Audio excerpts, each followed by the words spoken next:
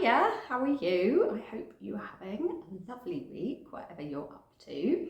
I am still currently in Spain, absolutely loving it. I'm loving the weather, obviously. It's still a bit cold and rainy back in the UK, so yeah, that's just been amazing. I'm in a little kind of, I think it's actually a city, but it's kind of more like a large town in many ways. On the coast, it's southwest of Valencia, and it's called Denia, and I just absolutely love it. It's still got quite a lot of the kind of traditional Spanish feel, but then also it's got a really quite swanky harbour, and it's got a couple of lovely beaches and lots of streets to explore, and a really nice castle which I have been absolutely loving going to visit.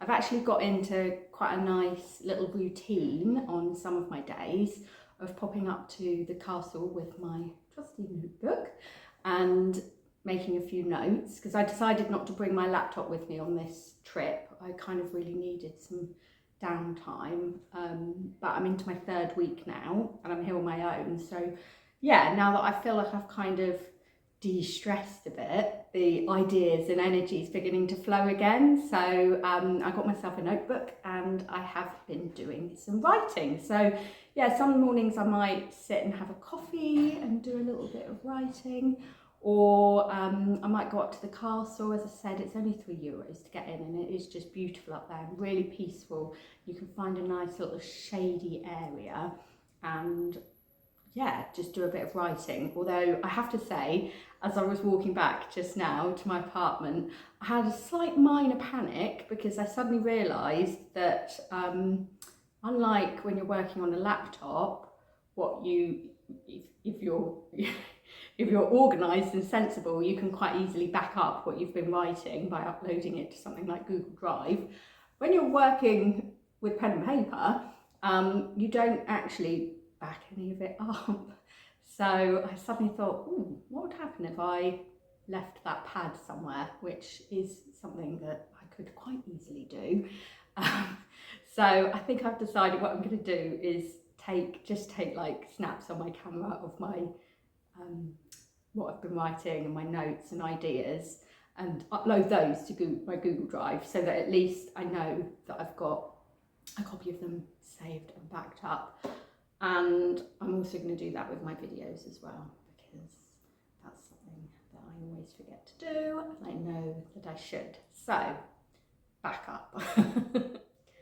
And if we haven't met yet, hello, I'm Rebecca from Rebecca Lucy. I'm a jewellery designer maker and I specialise in silver clay. I teach workshops in person, at retreats and online. I also work with other makers to help you start a handmade business and elevate your current business with marketing or beautifully designed Squarespace websites. So in this video, I wanted to talk about how you can get your beautiful handmade products featured in magazines. I've got my notebook here, so I probably will refer to it a couple of times just to make sure that I don't miss anything out. But I'm going to run through the process for you to hopefully demystify getting your own PR a little bit. And this is something I do feel really passionately about, because whilst you could outsource this and go to a PR agency, you don't need to, especially when you're first starting out. It's actually really relatively simple and easy to go about getting your own PR. And when I talk about getting your products into magazines through PR, what I'm not talking about is paid advertising. And I'm not talking about advertorials as well. So that will be when you kind of have you've probably seen them in magazines, you get a bit of a write-up, but it's really obviously advertising a product. So we're not going to cover those, because in all honest truth, I don't think they're worth your while. Quite often you don't see the return on investment, especially kind of glossy magazines. They will charge, hundreds to put your product or your business into a little tiny advert in the back, and quite often you won't see the return that you would have been hoping for. Whereas with PR, the benefit of doing PR is it's absolutely 100% free. So it's a really, really good way for you to get your products out there, to get them seen by more of your potential dream customers, and to also start building that kind of like trust factor, to start getting your brand known and to start getting your handmade products seen, and to start kind of people really getting a feel for what you're all about. So yeah, it's a really great way for you to build credibility for your business. So I am going to take you step by step through this process. The first thing I want to talk about is preparation. And preparation is key when you go about doing any kind of marketing, whether it be PR or whether it be advertising campaigns or running special offers or anything like that. It's really vital. It sounds obvious, but it's a step that's quite easy to kind of overlook. But it's really vital that you get all the moving parts in place within your business before you start pitching to different magazines and newspapers. So by preparation, what I mean is you want to make sure that you have all of your products finished and uploaded, that you have really good product descriptions that describe exactly what your ideal customer might want to know. You've got your terms and conditions ready. You've got your cart ready, and it actually does work. So it's definitely worth doing a couple of orders yourself to make sure that the order process is all working. You've got your, you need to make sure that you have your, sorry, I got put off there. I just had someone coming in through one of the doors outside. You need to make sure that you have your kind of post, how you're going to post items, how much it's going to cost. You've got all your packaging sorted. You've got all your inventory sorted on your website as well. And another step that's really, really vital is ensuring that you have some great product photos. These both for your website, so that when people land on your website they can see exactly what you're offering and how beautiful it is, but also for you to send into the magazines for them to use. So I have got another blog post and video which covers this topic, which I will link down below for you. But yeah, product photography is really, really vital, especially when you're working with magazines, because they're going to want really high-end, decent photographs of your products. You could potentially think about sending them a product for them to photograph themselves, but in all honest truth, you don't need to do that, and it means that you probably wouldn't get that product back. Whereas if you've invested in some great product photography yourself, it means you've got those photos to use in many different places. You can use them across your own social media, across your own website. You can use them in other magazines as well. And what this does is it really makes the process a lot easier for the magazine editors as well. And ultimately, that's what you're trying to do as a business owner. You're trying to make it as easy as possible for those magazines to kind of include your products within their issues. So the other thing with product photos in magazines is they need to be high resolution, which ensures that they are they can be reproduced properly in the print format. So by high resolution, that means they need to be 300 dpi. It sounds very technical, but actually if you're taking photos on your camera phone yourself, then most camera phones now have the ability to take high resolution photos. You just need to go into the settings and have a look. And obviously if you're working with a professional photographer, then they should be producing high resolution photos for you. Quite often professional photographers, if you ask them, will produce two different sets of photographs, exactly the same images, but one of them is high resolution and the other one is a lower resolution, which are better for you to use on your website, because it means that they're not such huge, large images, so they will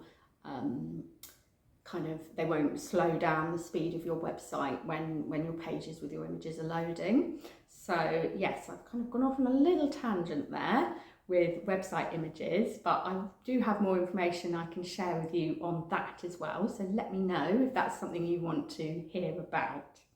So what do the magazines want from you? There's two different types of PR that you could go for with your product.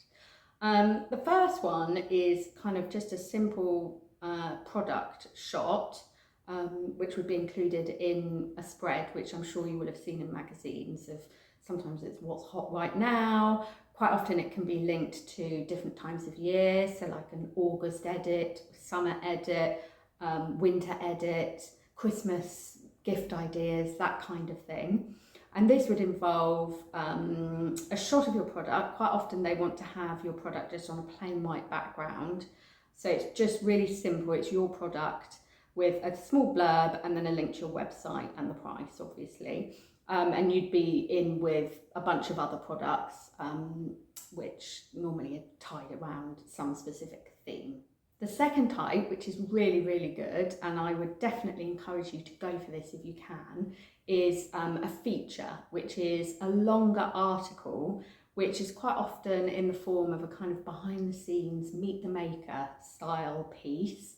And this is really great because it showcases you as a designer maker. It will often delve into a little bit of your story, how you started your business, the kind of thing that you like to include, kind of themes around your products. And it's a really nice way to kind of, for people to get to know and feel connected to your business. And that's one of the key things with something like PR, or in fact any of our marketing, where people really want to, well, we're all a bit nosy, let's face it, and they connect with people. People often connect with people, unless you're, you know, a huge, great big brand, but we're not. We're small artisan, handmade business owners. And so your story is something that people are going to find really fascinating. And you might be thinking, my story's not interesting to anyone, but actually, you know, don't do yourself a disservice. It is really interesting. People just find it fascinating to hear about how someone has followed their dreams and set up a handmade business and all the steps you've gone through and what's your inspiration. So that kind of piece is a really, really great way to get your business seen by more people. Quite often with this type of piece, because it's a much longer write-up, they might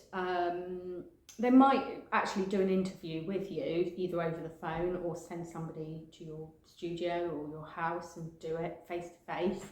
And they may send out a photographer as well to get some kind of shots of you in at work doing what you do, making your jewellery, making your craft, making your pottery, to kind of go alongside the product shots with this. If you've got those shots already, you could, you know, tell them when you contact them that you've got those shots, but quite often they'll have their own specific style and they'll have photographers that they work with, so they might want to send someone out to get photographs for the piece. And this is just a really brilliant way that you can showcase your business. And once you've got that publicity, it works in two ways, because firstly, you get in front of their audience, you get to widen your audience, but secondly, you can share the piece with your audience as well. So as I said, it adds to that credibility, gives you more content to share on your website and your blog and your newsletter and your social media. So yeah, it's really great. I would definitely recommend giving that a shot. So what is the process for going about getting PR? Now, I really want to demystify this for you. There's no kind of, you know, secret magic process. You don't need to have a little black book of contacts or anything like that. I have actually worked in PR, but quite often, in a way, although PRs are good at acting as a go-between, the editors and the journalists would far rather work directly with the person that they're trying to interview or get the story from. So you're in a really good position to kind of do that yourself. So the first thing you want to do is think about where you would like to get featured. Have a think about the type of products that you have and what magazines your ideal customers are likely to be reading, because obviously you want to get your products in front of more of your dream customers. It also gives you a much higher chance of being featured. So once you've decided where you want to get yourself featured, go out and buy a couple of issues. You can normally get back issues from their website or online as well, and have a flick through, have a read of them, make a note of all the different sections, and have a think about where your story could feature, or where they like to include products. And make note of the different journalists and the editors who write for each of those specific sections that you think you would be a really good fit for. So then you just need to reach out to that editor via email. You can quite often find their contact details in the front of the publication, or if not, you can find them on the website. Quite often on their websites, if you scroll right down to the bottom, it will have a list of contacts. Failing that, you might need to give their advertising department a ring and ask if they could pass you the editor's details, but normally you would be able to find the editor's details quite easily. So yeah, as I said, you just really want to make their life as easy as possible. So in your email, you want to be including information about your products, information about your story. You could even include a link to downloadable high-resolution product photos as well. So it just makes the life of the journalist or the editor as easy and simple as possible. They're going to love you if you do that. They're going to think you're an absolute dream to work with, and the benefit of that is that they're more likely to remember you, so that if they have some other opportunity in the future, they would call on you again, which is what you always want to happen if possible. You want to be so well known that the editors are contacting you and not vice versa. And don't worry if you don't get featured straight away. That does sometimes happen, but you just want to be as helpful as you can. Ask for feedback. Ask them if there's anything else you can do to help. Ask them if they've got anything coming up. Just make yourself available to them as much as possible. And just remember that you're doing them a favour as much as they're doing you a favour, because the way that magazines and newspapers work, things turn around so quickly that they want to have these fresh new products and these fresh new stories that they can feature. So if you've got something that's ready packaged up and easy for them to just roll out, then you are doing them a huge favour. So one question I do quite often get asked is, do I need a press release? And the short answer is, not really. Slightly longer answer is, press releases do have their place. Quite often they're used when you've got a big mass news story that needs to be distributed far and wide. You could, if you were pitching your personal business story, lay that out in a press release format in order for them to kind of lift that and put it into their magazine. But really, I think the best thing for you to do is to send a really lovely, personable pitch email. You don't want anything that's too long and rambling. You want to keep it short and succinct, but with all the key points. And you want to be think of it as building a relationship with the editor, not just pitching your story or pitching your products out there. You're kind of, you're relationship building really. And hopefully, if done well, you will build up this mutually beneficial relationship for you both. So I would absolutely love to know if you have found this useful, anything else you would like me to cover, and if you've gone out there and got some PR for your small business, if you've got your products featured. So let me know if there's anything else I can help you with, and have a lovely week.